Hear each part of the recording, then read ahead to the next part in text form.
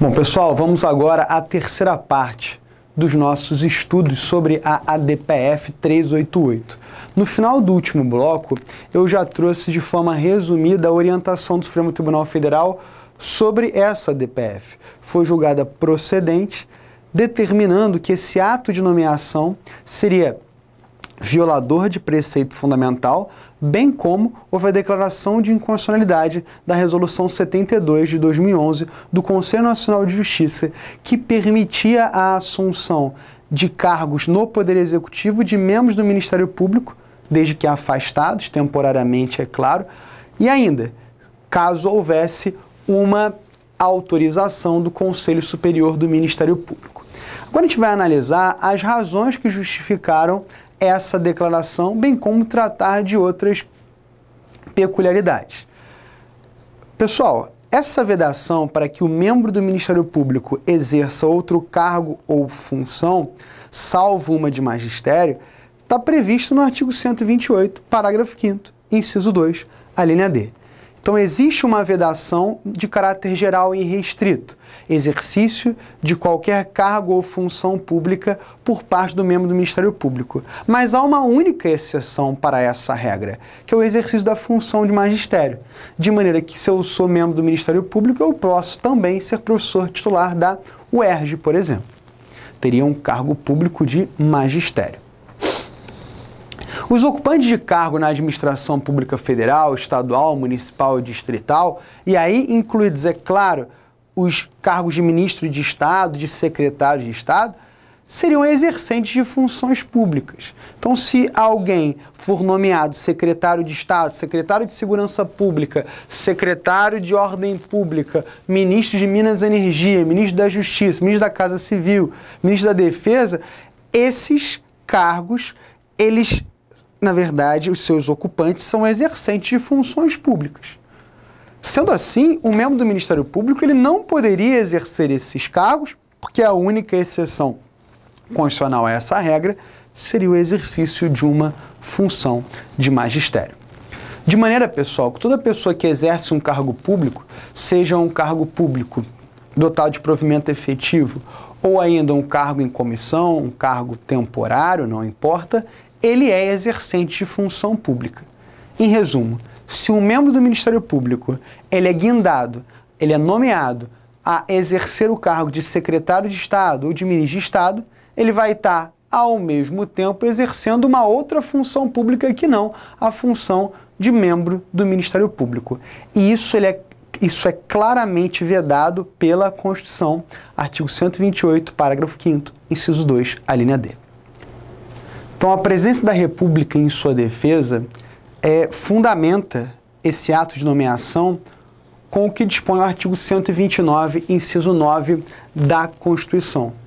E esse também foi o argumento utilizado pelo Conselho Nacional do Ministério Público para a edição dessa Resolução 72, inciso 11, essa Resolução 72 de 2011, admitindo que um membro do Ministério Público exercesse cargo no Poder Executivo, desde que afastado temporariamente e desde que houvesse uma validação por parte do Conselho Superior do Ministério Público. Saulo, então a Presidência da República e o Conselho Nacional do Ministério Público, ao mesmo tempo, na verdade, alegaram o artigo 129, inciso 9.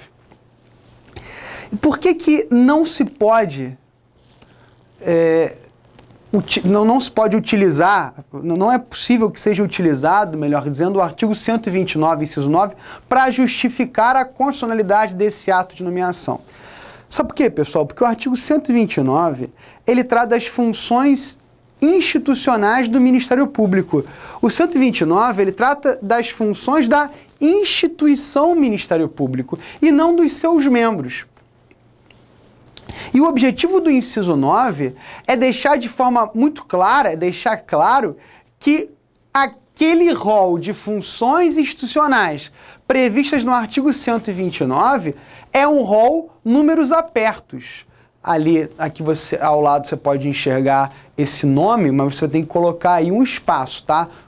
Tá escrito junto, mas há um espaço, números, espaço, apertos. O que é o rol números apertos. É um rol exemplificativo, de maneira que a lei poderá ampliar o rol de atribuições previstos na Constituição.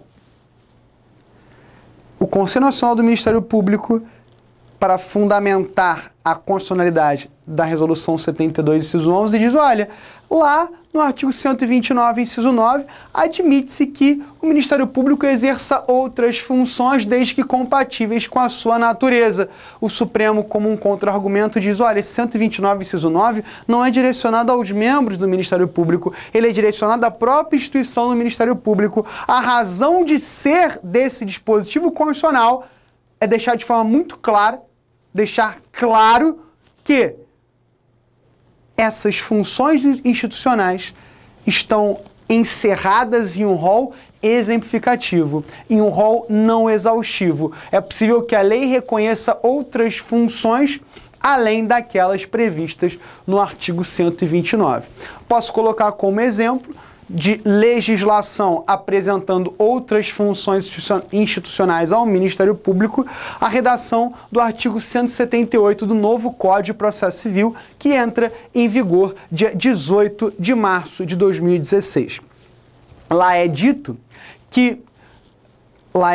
pessoal, que o Ministério Público será intimado para, no prazo de 30 dias, intervir como fiscal da ordem jurídica nas hipóteses previstas em lei ou na Constituição Federal e nos processos que envolvam interesse público ou social, interesse de incapaz, litígios coletivos pela posse de terra rural ou urbana. Então, o artigo 178, ele diz que o Ministério Público vai ser intimado para, no prazo de 30 dias, intervir como custos iuris nas hipóteses previstas em lei ou na Constituição.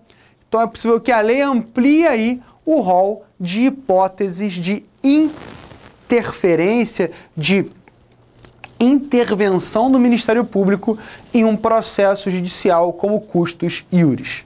Sendo assim, pessoal, baseado em todos os argumentos que nós trouxemos, o artigo 129, por tratar de funções institucionais do Ministério Público como instituição e não do seu membro, não seria possível, não seria um fundamento plausível para justificar essa nomeação. Tudo bem? O artigo 129 não trata sobre os membros, mas apenas permite que a instituição receba outras atribuições definidas por lei. Sendo assim, a vedação do artigo 128, parágrafo 5º, inciso 2, a linha D, existe ainda quando o membro esteja afastado de suas funções como promotor ou procurador. Isso também é muito importante. Essa vedação, que é a vedação ao exercício de qualquer outro cargo ou função pública, salvo uma de magistério, ela se aplica, senhores, mesmo que o membro do MP esteja afastado. Inclusive, essa foi uma tese invocada pelo governo, de que essa vedação, ela somente existiria no caso de exercício concomitante da função de membro do MP com funções no executivo, funções fora da instituição. Isso foi invocado pelo governo. Isso não pode prosperar. E o Supremo entendeu também como totalmente irrazoada, né? Desarrazoada, melhor dizendo, essa manifestação. Então, o Supremo Tribunal Federal entendeu como completamente desarrazoada essa fundamentação. Então, não é só se o exercício é concomitante. Mesmo que afastado, haveria aí a vedação constitucional. O governo defendia que se o membro tivesse afastado, ele poderia exercer perfeitamente cargo no executivo. O Supremo rechaça esse argumento. E ele, de novo, invoca o 128, parágrafo 5º, inciso 2, a linha D, dizendo que a vedação de que o membro do MP exerça função pública vigora ainda que ele esteja em disponibilidade. Então, o afastamento não tem o condão de permitir esse exercício da função de ministro da Justiça junto ao Poder Executivo. E o Supremo Tribunal Federal ainda trouxe outros temas, na verdade, trouxe outras fundamentações para impugnar esse ato de nomeação. O membro do MP, pessoal, ao exercer um cargo no Executivo, ele passaria a atuar de forma subordinada ao chefe do Poder Executivo. Isso violaria a sua independência funcional. E mais do que isso fragilizaria a própria instituição do Ministério Público, que é conhecida como autônoma e independente. Isso vai fragilizar a instituição do Ministério Público, que pode ser potencial alvo de captação por interesses públicos, interesses políticos e de submissão aos interesses institucionais a projetos pessoais de seus próprios membros. Então vejamos, se isso fosse admitido, seria rotineiro que chefes do Poder Executivo captassem alguns membros do MP por conta de interesses políticos. Isso enfraqueceria, isso fragilizaria a instituição do Ministério Público, que tem por função institucional a função de custos iuris, de fiscal da ordem jurídica, dentre outras funções importantes alinhavadas no artigo 129, bem como na legislação. Sendo assim, essa independência em relação aos poderes, em relação ao Poder Executivo, é uma garantia do membro do MP, que ele pode realizar a sua função fiscalizatória sem medo, sem pires na mão. Então, essa subordinação ela poderia gerar prejuízos institucionais para o Ministério Público. Isso iria gerar uma fragilidade institucional. Tudo bem? E, senhores, destaque-se que o Supremo Tribunal Federal já tinha precedentes afirmando que o membro do MP não pode exercer cargos públicos fora da instituição. Alguns foram os precedentes do Supremo Tribunal Federal nesse sentido. Então, o Conselho Nacional do Ministério Público, ao editar a Resolução 72 de 2011, contraria uma posição já consolidada no Supremo Tribunal Federal. E aí aqui eu coloco alguns exemplos dessa posição consolidada. Uma decisão dada em 2534, julgada em 15 de agosto de 2002, diz que o afastamento de membro do parquê para exercer outra função pública viabiliza-se apenas nas hipóteses de ocupação de cargos na administração superior do próprio MP. Inadmissibilidade de licença para o exercício dos cargos de ministro, secretário de Estado ou seu substituto imediato. Outro exemplo, ADI 3298, julgado em 10 de 5 de 2007. Os membros do Ministério Público somente podem exercer função comissionada no âmbito da administração da própria instituição. Outro exemplo, ADI 3574, julgado em 16 de 5 de 2007. O afastamento de membro do parquê para exercer outra função pública viabiliza-se apenas nas hipóteses de ocupação de cargos na administração superior do Ministério Público. Os cargos de ministro, secretário de Estado ou do DF, secretário municipal da capital ou chefe de missão diplomática não dizem respeito ao Ministério Público, ensejando inclusive, se efetivamente exercidos, indesejável o vínculo de subordinação de seus ocupantes com o Poder Executivo. Então, esses três são precedentes que representam a posição consolidada no Supremo, de maneira a impedir que membros do Ministério Público exerçam outra função que não no próprio Ministério Público. Bom, pessoal, e é importante também destacar que muitos membros do Ministério Público são exercentes de funções em secretarias, junto ao Poder Executivo Estadual ou Municipal, por exemplo. E ciente dessa situação fática, situação essa que foi legitimada pela Resolução 72 de 2011 do Conselho Nacional do Ministério Público, ciente disso, o Supremo Tribunal Federal estabeleceu um prazo de 20 dias a partir da publicação da ata de julgamento da ADPF 388 para que haja a exoneração dos membros do MP que estejam atuando perante a administração pública em desconformidade com o entendimento fixado pelo próprio Supremo. Sendo assim, os membros do MP terão 20 dias a contar da publicação da ata de julgamento da ADPF 388 para pedir exoneração dos cargos de secretário que eventualmente estejam ocupando. Tudo bem? Isso em nome da segurança jurídica.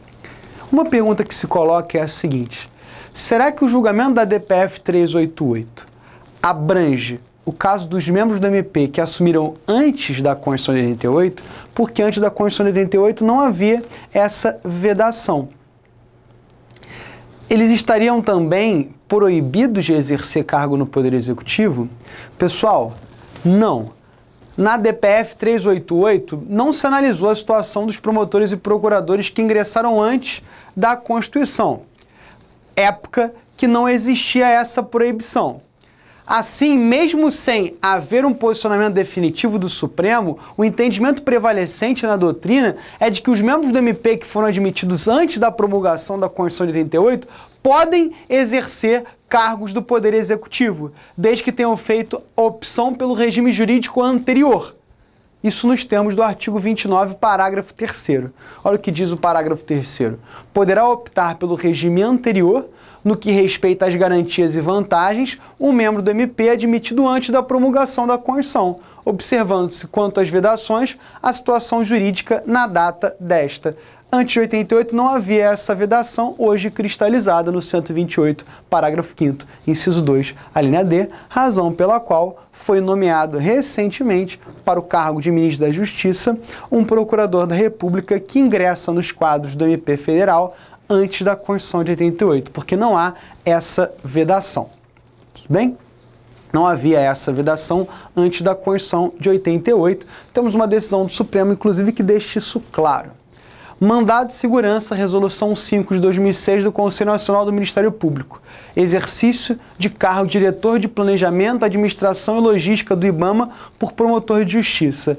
Impossibilidade de membro do Ministério Público que ingressou na instituição após a promulgação da Constituição de 88 exercer cargo ou função pública em órgão diverso da organização do Ministério Público. Vedação do 128, parágrafo 5º, inciso 2, a linha D da Constituição. Precedente, segurança denegada, isso foi um mandado de segurança julgado em 2010. Então, nesse julgamento, ficou claro o entendimento do Supremo Tribunal Federal. De forma implícita, isso ficou claro, ou seja, o membro do Ministério Público que ingressa antes de 88, ele pode sim exercer função pública fora dos quadros do Ministério Público. Tudo bem? E recente julgado também, numa obter dictum, numa questão incidental, o ministro Gilmar Mendes, ele deixa antever a sua posição sobre o mesmo tema. Olha o que diz. Frise-se ainda que a Lei Complementar 31 de 96, ao criar o Conselho Estadual Indigenista, impõe a participação de um membro do MP em total afronta ao 128, parágrafo 5º, 2D da Constituição. Destarte, tal norma é explícita ao vedar ao membro do MP o exercício de outra função pública. E aqui temos o ponto nevrálgico dessa decisão. A regra constitucional é excepcionada apenas no caso do exercício de uma função de magistério ou na hipótese que membro do MP, admitido antes da promulgação da Constituição de 88, tenha feito opção pelo regime jurídico anterior, conforme o artigo 29, parágrafo 3º do Ato das Disposições Constitucionais Transitórias. Julgamento esse de 2014. Tudo bem? A gente vai continuar no trato da ADPF 388 no próximo bloco, pessoal.